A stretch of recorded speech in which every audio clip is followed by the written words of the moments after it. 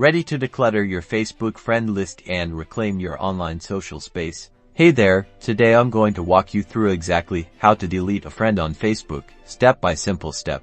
First, open the Facebook app on your phone, or navigate to Facebook on your computer, and make sure you're logged in. Tap on the profile icon, typically found in the top right corner of the screen on a computer, or the bottom right on a phone. Now, scroll down until you find the Friends section on their profile page, and tap on it.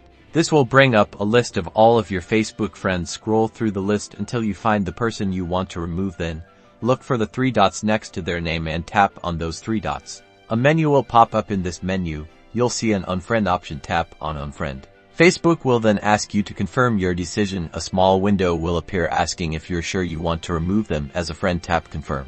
And that's it. They're now removed from your friend list. They won't be notified that you've unfriended them. So don't worry about an awkward message, but they will no longer have access to posts you share only with friends. Deleting friends on Facebook is an easy way to manage your social connections, so take control of your Facebook experience. Thanks for watching.